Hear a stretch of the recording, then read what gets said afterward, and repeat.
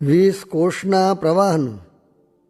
સ્વામિનારાયણ હરે સંવત 1876 પોષ સુધી સપ્તમીને દિવસ પ્રભાત સમયે શ્રીજી મહારાજ શ્રી ગઢડા મધ્યે દાદા કાચરના દરબારમાં પરમહંસની જાયગાને વિશે પધાર્યા હતા ને ધોરો ખેસ પહેર્યો હતો ને ધોરો ચોફાર ઓઢ્યો હતો અને ધોરો ફેંટો બાંધ્યો હતો ને આથમણે પરથારે ઉગમણું મુખારવિંદ કરીને વિરાજમાન હતા ને પોતાના મુખારવિંદ આગળ પરમહંસ તથા દેશ દેશના હરિભક્તની સભા ભરાઈને બેઠી હતી. પછી શ્રીજી મહારાજ કૃપા કરીને બોલ્યા છે, સ્વધર્મે યુક્ત એવો જે ભગવાનનો ભક્ત તેના અંતરને વિશે તો પોતાનું યથાર્થ પૂર્ણકામપણું મનાતું નથી, અને તે પૂર્ણકામપણું તો આત્મનિષ્ઠા ને ભગવાનના મહાત્માનું જ્ઞાન તેણે કરીને થાય છે. અને એ બેમાં જેટલી ન્યૂનતા રહે છે તેટલી પૂર્ણકામપણામાં ન્યૂનતા રહે છે. માટે એ બે વાના તો ભગવાનના ભક્તને દ્રઢપણે સાધવા, અને એ બેમાં જેટલી ખામી રહે તેટલી તો સમાધિમાં પણ નડે છે. અને હમણાં અમે એક હરિભક્તને સમાધિ કરાવી હતી, તેને તેજ અતિશય દેખાણું. તે તેજને જોઈને ચીસ પાડવા માંડી અને કહ્યું, જે હું બરું છું.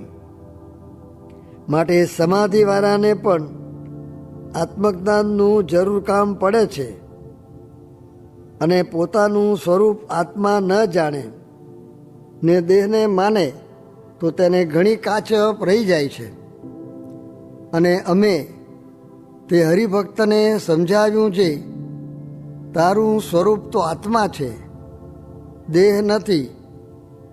ને આ લાડકીબાઈ નામ અને ભાટનો દેહ તે તું નથી, અને અછેદ્ય અભેદ્ય એવો જે આત્મા તે તારું સ્વરૂપ છે.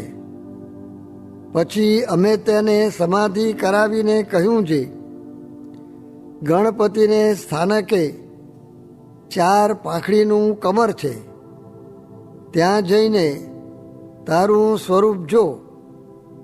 અને જ્યારે સમાધિવાળો ગણપતિને સ્થાનકે જાય છે ત્યારે ત્યાં નાદ સંભળાય છે ને પ્રકાશ દેખાય છે, અને તેથી પર બ્રહ્માના સ્થાનકને વિશે જાય છે ત્યારે તેથી નાદ પણ ઘણો સંભળાય છે, અને પ્રકાશ પણ તેથી અતિશય ઘણો દેખાય છે. અને તેથી પર વિષ્ણુને સ્થાનકે જાય છે ત્યારે તેથી અતિશય નાદ સંભળાય છે, ને તેથી તેજ પણ અતિશય દેખાય છે. એવી રીતે જેમ જેમ ઊંચા ઊંચા સ્થાનકને વિશે જાય છે તેમ તેમ વધુ નાદ સંભળાય છે, અને વધુ વધુ પ્રકાશ દેખાય છે. અને એવી રીતે સમાધિમાં અતિશય તેજ દેખાય છે, અને અતિશય નાદ થાય છે, ને કડાકા અતિશય થાય છે. તે ગમે તેવો ધીરજવાન હોય તો પણ કાયરપણું આવી જાય છે. જો અર્જુન ભગવાનના અંશ હતા અને મહાશૂરવીર હતા તો પણ ભગવાનનું વિશ્વરૂપ જોવાને સમર્થ થયા નહીં. માટે એમ બોલ્યા છે, હે મહારાજ, આ રૂપ જોવાને હું સમર્થ નથી. માટે તમારું જેવું પ્રથમ રૂપ હતું તેવું તમારું દર્શન કરાવો. એવી રીતે એવા સમર્થને પણ સમાધિને વિશે જ્યારે બ્રહ્માંડ ફાટી જાય એવા કડાકા થાય છે અને જેમ સમુદ્ર મર્યાદા મેલે એવા તેજના સમૂહ દેખાય છે ત્યારે ધીરજ રહેતી નથી. તે સારું દેહ થકી પોતાનું સ્વરૂપ જુદું સમજવું જોઈએ. અને એવી જે સમાધિ થાય છે તેના બે ભેદ છે. એક તો પ્રાણાયામે કરીને પ્રાણનો નિરોધ થાય છે, તે ફેરો ચિત્તનો પણ નિરોધ થાય છે. અને બીજો પ્રકાર એ છે જે ચિત્તને નિરોધે કરીને પ્રાણનો નિરોધ થાય છે. તે ચિત્તનો નિરોધ ક્યારે થાય છે? તો જ્યારે સર્વ ઠેકાણેથી વૃત્તિ તૂટીને એક ભગવાનને વિશે વૃત્તિ જોડાય. અને તે ભગવાનને વિશે વૃત્તિ ક્યારે જોડાય? તો જ્યારે સર્વ ઠેકાણેથી વાસના તૂટીને એક ભગવાનના સ્વરૂપની વાસના થાય ત્યારે તે વૃત્તિ કોઈની હઠાવી ભગવાનના સ્વરૂપમાંથી પાછી હટે નહીં. જેમ કોઈ કૂવો હોય અને તે ઉપર 20 કોષ ફરતા હોય અને તેનો પ્રવાહ જુદો જુદો ચાલતો હોય ત્યારે તે પ્રવાહમાં જોર હોય નહીં અને તે 20 કોષનો પ્રવાહ ભેરો કરીએ તો નદીના જેવો અતિશય બળવાન પ્રવાહ થાય. તે કોઈનો હઠાવ્યો પાછો હટે નહીં.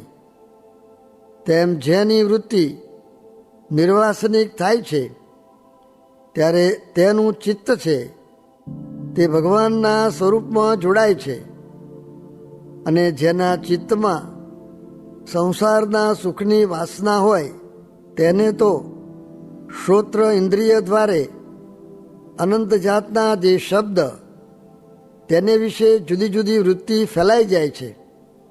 તેમજ ત્વચા ઇન્દ્રિય દ્વારે હજારો જાતના જે સ્પર્શ તેને વિશે જુદી જુદી વૃત્તિ ફેલાઈ જાય છે.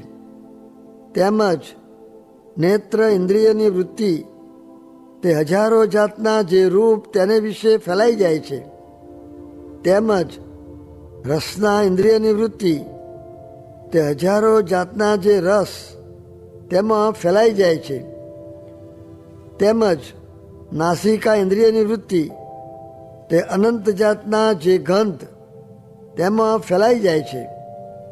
તેમજ કર્મ ઇન્દ્રિયોની વૃત્તિઓ પણ પોતપોતાના વિષયને વિશે હજારો પ્રકારે ફેલાઈ જાય છે. એવી રીતે 10 ઇન્દ્રિયો દ્વારે એનું અંતઃકરણ છે તે હજારો પ્રકારે ફેલાઈ ગયું છે. તે જ્યારે ચિત્ત તે ભગવાનનું ચિંતન કરે અને મન તે ભગવાનનો જ ઘાટ ઘડે અને બુદ્ધિ તે ભગવાનના સ્વરૂપનો જ નિશ્ચય કરે અને અહંકાર તે હું આત્મા છું ને ભગવાનનો ભક્ત છું એવું જ અભિમાન ધરે ત્યારે એની એક વાસના થઈ જાણવી. અને પ્રાણે કરીને જે ચિત્તનો નિરોધ થાય છે તે તો અષ્ટાંગ યોગે કરીને થાય છે. તે અષ્ટાંગ યોગ તો યમ નિયમ આસન પ્રાણાયામ પ્રત્યાહાર ધ્યાન ધારણા અને સમાધિ એ જે 8 અંગ તેને યુક્ત છે. અને અષ્ટાંગ યોગ તે સાધનરૂપ છે અને તેનું ફર તે ભગવાનને વિશે નિર્વિકલ્પ સમાધિ છે. તે જ્યારે એવી નિર્વિકલ્પ સમાધિ થાય છે ત્યારે પ્રાણને નિરોધે કરીને ચિત્તનો નિરોધ થાય છે. અને જો ચિત્ત નિર્વાસનિક થઈને ભગવાનને વિશે જોડાય છે તો તે ચિત્તને નિરોધે કરીને પ્રાણનો નિરોધ થાય છે. માટે જેમ અષ્ટાંગ યોગ સાધવે કરીને ચિત્તનો નિરોધ થાય છે તેમ ભગવાનના સ્વરૂપને વિશે જોડાવે કરીને ચિત્તનો નિરોધ થાય છે. માટે જે ભક્તની ચિત્તવૃત્તિ ભગવાનના સ્વરૂપને વિશે જોડાણી તેને અષ્ટાંગ યોગ વગર સાધે સધાઈ રહ્યો. માટે અમે કહ્યા જે આત્મનિષ્ઠા અને ભગવાનના મહાત્માનું જ્ઞાન એ બે સાધન તે દ્રઢપણે રાખવા અને વર્તમાન ધર્મ છે તે તો ભગવાનની આજ્ઞા છે તે જરૂર રાખવા અને ભગવાનનું મહાત્મ જ્ઞાન તથા વૈરાગ્ય સહિત આત્મજ્ઞાન એ બેની અતિશય દ્રઢતા રાખવી અને પોતાને વિશે પૂર્ણકામપણું સમજવું છે. હવે મારે કાંઈ ન્યૂનતા રહી નથી એમ સમજીને નિરંતર ભગવાનની ભક્તિ કરવી અને તે સમજણને કેફે કરીને છકી પણ જવું નહીં અને પોતાને અકૃતાર્થપણું પણ માનવું નહીં. અને જો અકૃતાર્થપણું માને તો તેની ઉપર જે એવી ભગવાનની કૃપા થઈ તે જાણીએ ખારા પાટમાં બીજ વાવ્યું તે ઉગ્યું જ નહીં. અને જો છકી જઈને જેમ તેમ કરવા લાગે તો જાણીએ અગ્નિમાં બીજ નાખ્યું તે બળી ગયું. માટે અમે કહ્યું તેમ જે સમજે તેને કોઈ પ્રકારની ન્યૂનતા રહે નહીં. એમ કહીને શ્રીજી મહારાજ પોતાના આસન ઉપર પધાર્યા. ઇતિ વચનામૃતમ. એવી રીતે ગઢડા પ્રથમ પ્રકરણનું 25મું વચનામૃત જે તે થયું. ભગવાન તો પોતાના ભક્તની રક્ષા કરવામાં જ બેઠા છે. કેની પેઠે? તો જેમ પાપણ આંખની રક્ષા કરે છે ને હાથ કંઠની રક્ષા કરે છે ને માવતર છોકરાની રક્ષા કરે છે ને રાજા પ્રજાની રક્ષામાં છે તેમ ભગવાન આપણી રક્ષામાં છે. સ્વામિનારાયણ સ્વામીએ વાત કરી જે 5-10 વાર સ્વામિનારાયણ સ્વામિનારાયણ નામ જાણે અજાણે લેશે તેનું પણ આપણે કલ્યાણ કરવું પડશે ને આખા બ્રહ્માંડને સત્સંગ કરાવવો છે. સ્વામિનારાયણ સ્વામીએ વાત કરી જે પ્રથમ પ્રકરણનું 63મું વચનામૃત વંચાવીને મહિમાની બહુ વાત કરી છે. આમાં કયું છે એમ સમજાય નહીં, તેથી જીવ દુબળો રહે. પણ ભગવાનને પ્રતાપે કામ, લોભ, સ્વાદ, સ્નેહ ને માન તે સર્વે સમુદ્ર જેવા છે પણ ગાયના પગલાં જેવા થઈ જશે. માટે આવો મહિમા છે તે સારું કોઈ દિવસ જીવમાં દુર્બળપણું આવવા દેવું નહીં. ને લક્ષ્મી તથા ભગવાન તો આપણી સેવામાં છે. કેમ જે મા બાપ તો છોકરાની સેવામાં જ હોય. સ્વામિનારાયણ સ્વામીએ વાત કરી જે મુક્તાનંદ સ્વામી જેવા મોટા સાધુ વાત કરે તો 2000 માણસની સભા બેઠી હોય તે સૌના સંકલ્પના ઉત્તર થતા જાય. એમ મહારાજના સાધુ તો જાણે ને વાત કરે. સ્વામિનારાયણ સ્વામીએ વાત કરી જે પછી હરિશંકરભાઈએ પૂછ્યું જે પ્રગટ ભગવાન ને આ મૂળ સાધુ મળ્યા છે તેથી પૂર્ણકામ માનવું કે વાસના ટળે તો માનવું? સ્વામીએ ઉત્તર કર્યો જે નિશ્ચય થયો એટલે વાસના ટળી ચૂકી. માટે પૂર્ણકામ માનવું ને આજ્ઞા પાળવાની રુચિ રાખવી ને અસત દેશકાળે આજ્ઞા લોપાય તો પણ તેને વિઘ્ન નથી. સ્વામિનારાયણ સ્વામીએ વાત કરી જે 1,00,000 કરોડ કીડીઓ નીકળી હોય તેમાં નાની મોટી જણાતી નથી. તેમ મહાત્મ્યથી મોટી દ્રષ્ટિ થાય છે ત્યારે સારો નરસો વિષય દ્રષ્ટિમાં આવતો નથી ને દેહધારી હોય તે ભોગવે તો ખરા. સ્વામિનારાયણ સ્વામીએ વાત કરી જે વડે આ જગત છે તેને કોઈ ન જાણે રે. ભગવાન મનુષ્ય જેવા થાય તેને જાણ્યા તે સમાધિ છે ને ધર્મનું અંગ પણ તેનું જ છે. એવા સર્વે અંગ તેમાં આવી ગયા ને વાતું કરેથી ઘણાને નિશ્ચય થાય. માટે વાતું કરવી એ અંગ અધિક છે. વિહદ વગાડી વાંસળી તીખી નવતમ તાન 14 લોક ધૂની સાંભળી છૂટ્યું શંકર કેરું ધ્યાન. એવી વાતું છે. ઉપાસનાની આજ્ઞા બેનું બળ રાખવું ને આજ્ઞા પાડે નહીં તો દુઃખ આવે. દ્રઢ નિશ્ચય રાખવો જે પર્વત પરાયણ કોઈનો ફેરવ્યો ફરે નહીં. ને ઇન્દ્રને 5 બ્રહ્મ હત્યા હતી તે નિશ્ચયરૂપી મૂર્તિધારેથી ટળી ગઈ. ને એક એક વિષય ગિરનાર પર્વત જેવો છે તે ફરે નહીં, પણ નિશ્ચયનું તથા આશરાનું બળ રાખવું. જેમ ટોપીવાળે સુરંગો દારૂથી ફોડીને ડુંગરને તોડી નાખ્યો, તેમ પર્વત જેવા વિષયે તોડી નાખે છે. સ્વામિનારાયણ હરે. સ્વામીએ વાત કરી જે અનંત અપાર ધામરૂપ જે અક્ષર બ્રહ્મ, તેનું સમગ્ર સુખ ભેળું કરીએ તો પણ શ્રીહરિના એક રોમના સુખની બરોબર ન આવે. એવો દ્રઢ જ્ઞાની છે, તેને શ્રીહરિનું ધ્યાન થાય છે. ને આ લોક પરલોકને વિશે દુર્લભ તે શું છે? તો શ્રીહરિના સ્વરૂપનું જ્ઞાન, ઉપાસના, આશરો, વિશ્વાસ, અનુવૃત્તિ ને પ્રીતિ એ અચળ થાય એ જ દુર્લભ ને સારમાં સાર છે.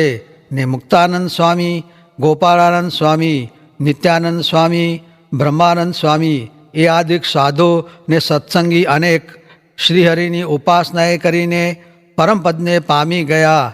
ને પ્રથમ ઉત્પત્તિકાળને સમયે અનંત કોટી બ્રહ્માંડના જે બ્રહ્માઓ, તે જે તે મહાઉગ્ર એવું જે તપ તેણે કરીને ભગવાનને રાજી કરીને પોતાના મનોરથ સિદ્ધ કરે છે.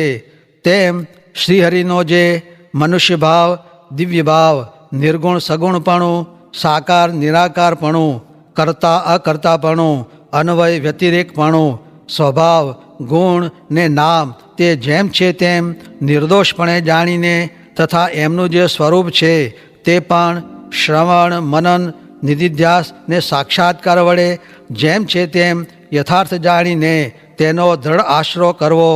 તે રૂપી જે તપ તેણે કરીને ભગવાનને રાજી કરવા.